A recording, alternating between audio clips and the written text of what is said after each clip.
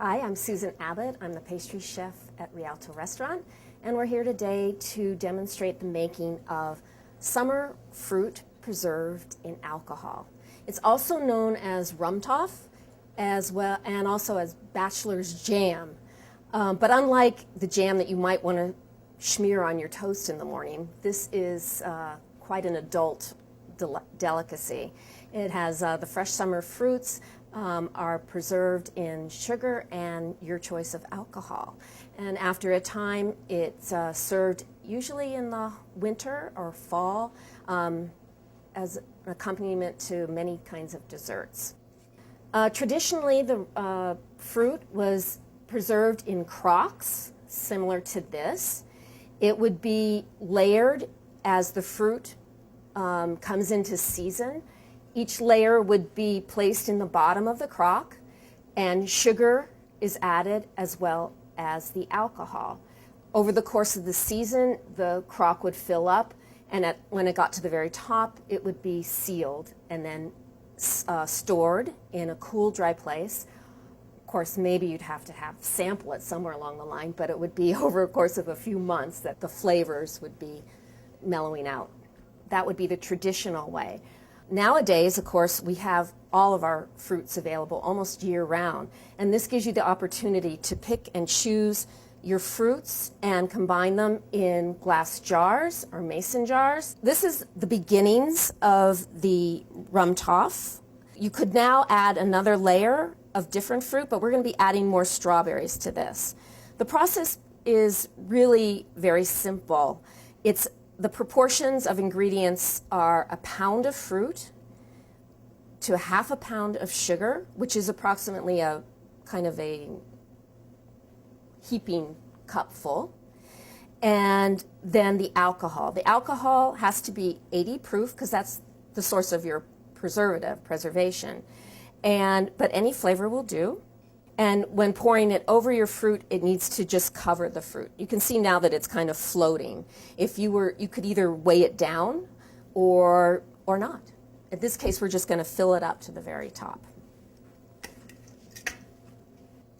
The strawberries, depending on whatever fruit you like to use, most berries, it's best not to be washing them. You don't really want to get the water in there. Okay, I'm going to scale out the strawberries. As I said, the strawberries are left whole. They go into the jar. A pound of strawberries or pound of fruit. And then we're going to add a half a pound of the sugar. You don't need to stir it. You just want to let it sit. Although I do kind of jostle it a bit. Just pour on the grappa until it covers the fruit. We're going to add cherries. We're going to leave the cherry pits in, but remove the stems. And remember, too, you always want to make sure your relationship between the fruit and the sugar remains constant. So I'm going to continue to weigh out my fruit to ensure that I put in the correct amount of sugar. Remember, when you're serving the cherries that have the pits in them, make sure you tell your guests because they'll be upset if they chomp on a pit. If you were to be making it in the crock over a period of time, then you won't be sealing it until the very end, which could take, over the course of the summer months. In that case, you're going to be adding your fruit. You're going to be weighing it down with a plate so that the fruit remains submerged and the fruit doesn't oxidize. Okay, so there's a pound of cherries. That goes on.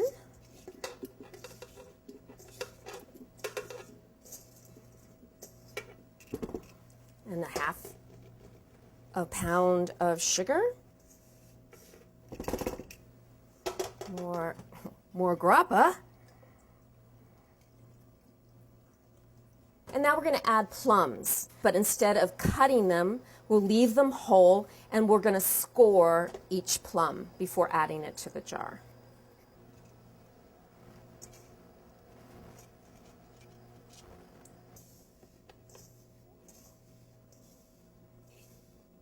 And you notice I did not stir the ingredients, I just gently encouraged them to go down a little bit. And the last thing would be adding the grappa.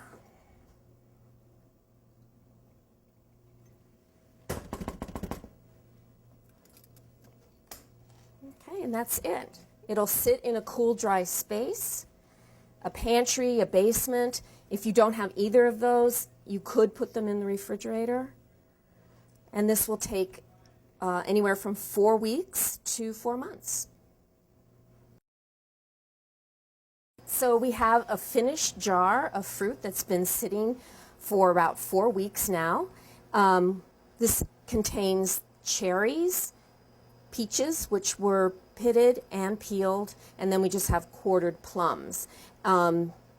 We used rum in this one instead of the grappa. Now that you're ready to taste it, there's many ways you can serve this. You could actually use the fruit just as is, maybe serve it in a pretty little glass cup or whatever, or you can serve it as an accompaniment to, we have almond cake here, we have panna cotta, and it's just as simple as adding just a few beautiful pieces of fruit. You might want to cut up the larger pieces, and maybe a little whipped cream would be nice. The panna cotta, I would just go ahead and put that right on top. Got some cherries. And some plums. I'm going to add a little juice to this. As the mixture sits, the juice will become more syrupy too. So it's a good sauce to add to your desserts. And even better yet, you can actually strain off the sauce, and this could be served as a nice little cocktail as is, or you can add sparkling wine, champagne, or add it as a mix to any cocktail that you like.